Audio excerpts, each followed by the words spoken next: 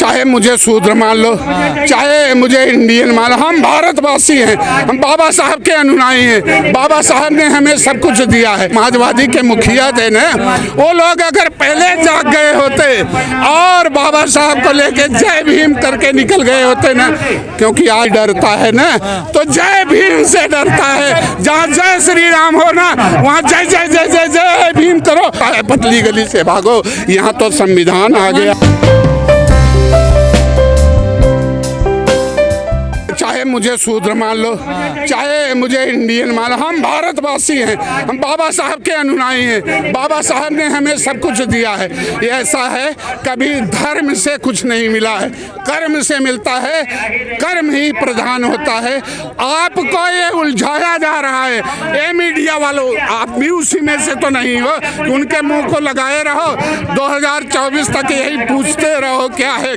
इसलिए आपके माध्यम से मेरा मैसेज है कि ईवीएम हटाओ, लोकतंत्र बचाओ। जिस तरह रावण के नाम में अमृत था ना, उस तरह माननीय मोदी जी के दिमाग में ईवीएम छुपा है। जब तक ईवीएम है तब तक निर्णायक लड़ाई नहीं हो सकती। इसलिए ईवीएम हटाओ, बैलेट पेपर लाओ। उसी राजनीति कर रहे हो, ऐसा है, राजनीति बिना राजनीति के कुछ मिलेगा नहीं। बाबा साहब ने कहा था कि अगर गांव गली में भौंकने से अच्छा है देश के बड़े लोकतंत्र में जाओ, वहाँ अपनी आवाज बुलंद करो, वहीं तुम्हें मिलेगा। अब तो जागरूक हो गए, यही तो दिक्कत है। आप मिश्रा जी तो नहीं हो, मिश्रा जी तो नहीं हो, आप शूद्र हो, आप शूद्र हो, आप काले झंडे तो दिखाते रहो। हमें तो जेल में भी डाल दिया जाता है, हमें तो बंद भी कर दिया जाता है, लेकिन फिर भी हम हटते नहीं। हम अपनी लड़ाई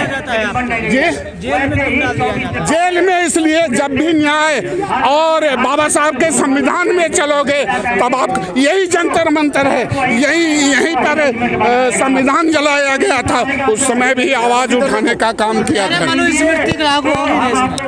ऐसा है, वही चल रहा है, आपको गुमराह किया जा रहा है। आप लोग इसी तरह बोलते रहो, जल्द से जल्द आपका धर्म परिवर्तन हो करके आपको बना दिया जाएगा आपका नया संविधान।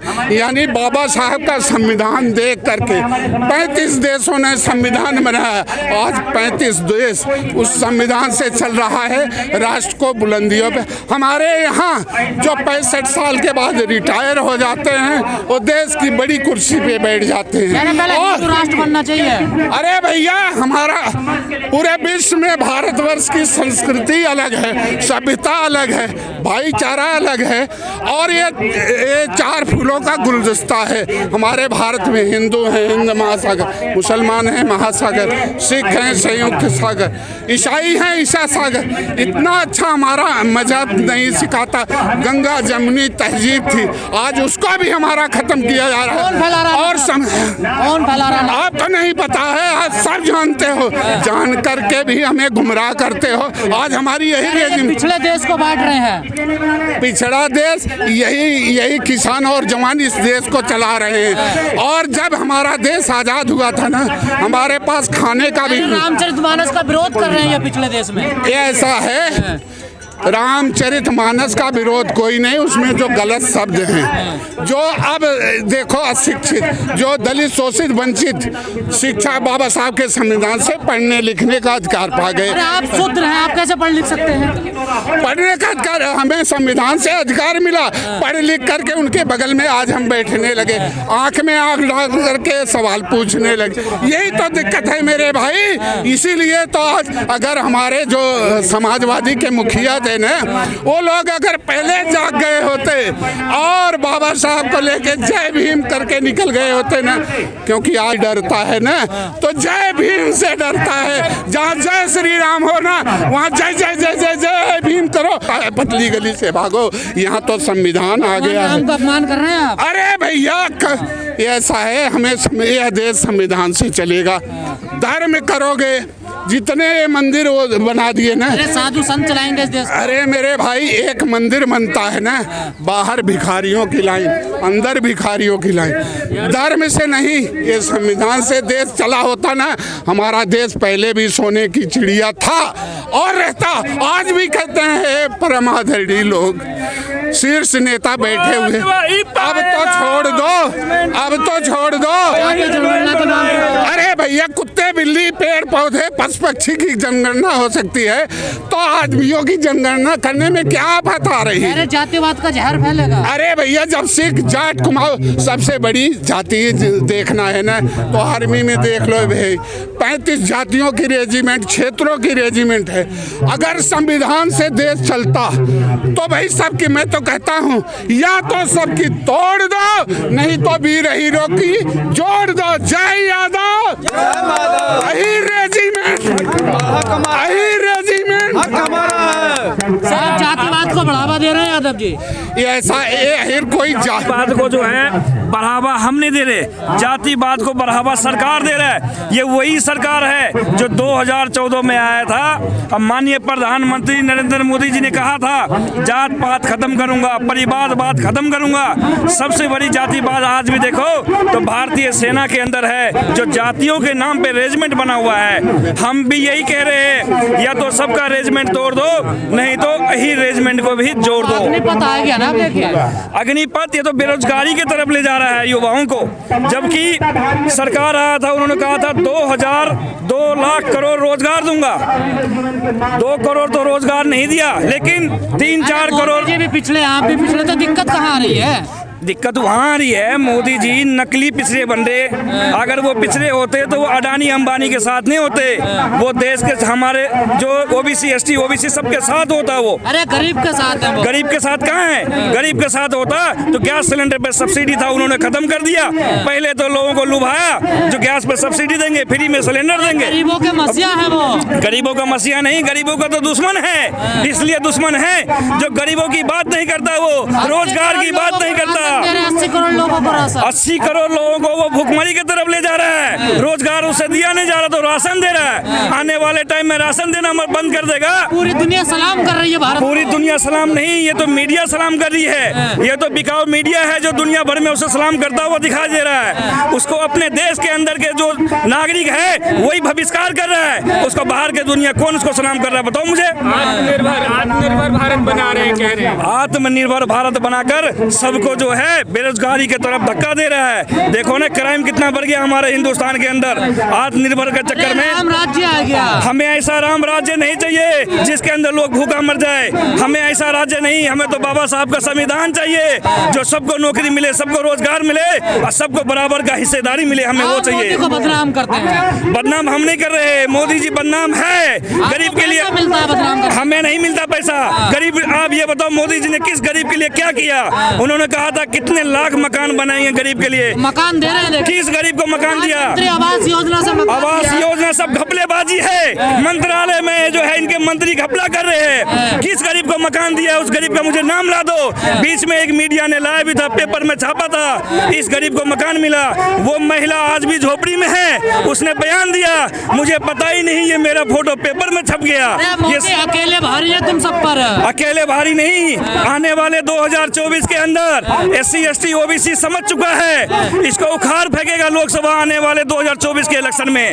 क्योंकि ये OBC SC ST का विरोधी सरकार है। आज तक इन्होंने OBC के लिए कुछ नहीं किया। कुछ किया है तो बताओ। अयोध्या में भव्य मंदिर बनना है। मंदिर हमें नहीं चाहिए, हमें रोजगार चाहिए। जिस मंदिर के लिए OBC SC ST को आगे किया, लड़ाई किया, OBC SC ने अपने जान बिछावर कर दिया। उस मंदिर के ट्रस्ट के अंदर एक भी नाम दिखा दो ब्राह्मण के अलावा। सनातन को बदनाम कर रहे हैं। हम बदनाम नहीं कर रहे, खुद बदनाम हो रहे हैं। बदनाम खुद है। सनातन के नाम पे देश को लूट रहा है ये। आप बताओ, सनातन के नाम पे देश को लूट रहा है। दिन भर मीडिया यही दिखाती है, राम राज्य मंदिर।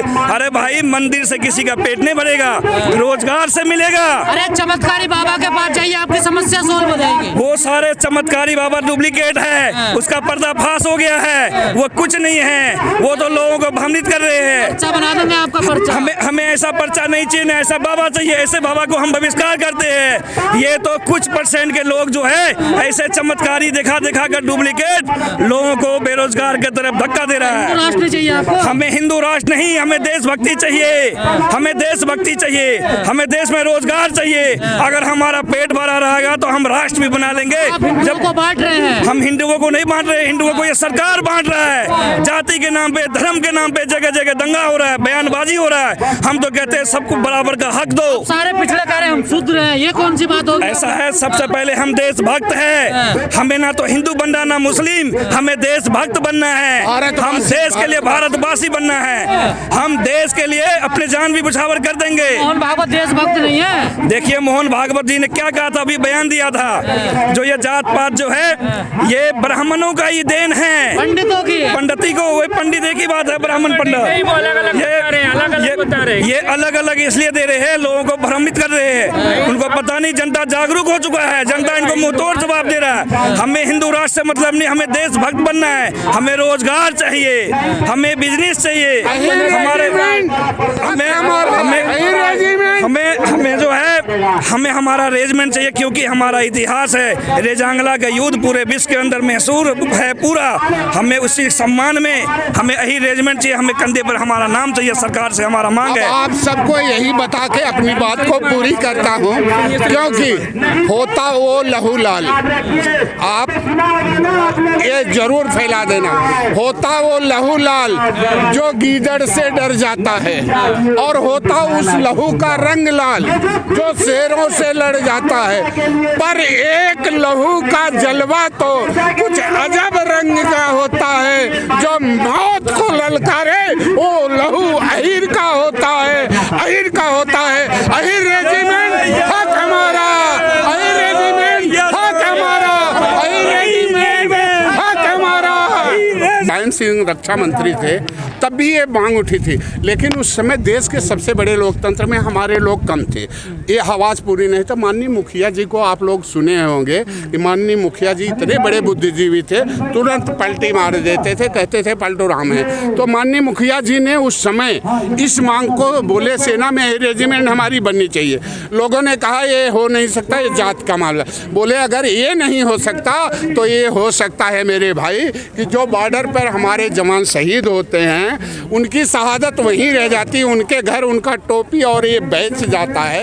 इस उनकी शहादत को सम्मान उनके घर जाना चाहिए, 35 लाख रुपया उनके खाते में आना चाहिए, उनकी जगह उनका एक बच्चा जाना चाहिए। तब से आज तक वही चला आ रहा, और हमारी मांग तो लगातार। और हमारी अहिर पलटन के नाम से हमारी रेजिमेंट थी। अंग्रेजों ने, मुगलों ने, ब्रिटिशों ने सोचा कि अगर हमें भारतवर्ष पे राज करना है तो ये अहिर मार्शल कौम हमें नहीं, ये दूध दही की नदी बहाने वाले हमें भारतवर्ष में राज नहीं कर। उसी समय इनकी रेजिमेंट खत्म करके इनके नाम के आगे बागी कौम करार दे दिए कि ये अहिर बागी कौम है। वही आज तक चला आ रहा है। अग्निपथ ले आई ना सरकार, क्यों परेशान हो रहे हो जी? अग्निपथ आ गया है अब तो। ऐसा अग्निपथ भी यही है मेरे भाई, जो अहिर लोग इतनी ज्यादा 2009 से लगातार पूरे भारतवर्ष में कन्याकुमारी से कश्मीर तक जा करके ये चिंगारी लगाने का काम किए। आज देखा जाए तो ये चिंगारी ज्वाला के रूप में ले लिया। अब किसी सरकार के पास इसको बुझाने के लिए कोई दमकल नहीं है। वो कभी अग्निपथ ला रहे हैं, कोई कहते हैं जातिवाद है, कभी कहते हैं। इसके पहले मैं भी राष्ट्रीय अध्यक्ष के साथ जाया करता था, तो लोग मुझे कहते थे रेजिमेंट वाले हैं भैया, इनको चाय पानी पिलाओ और विदा करो।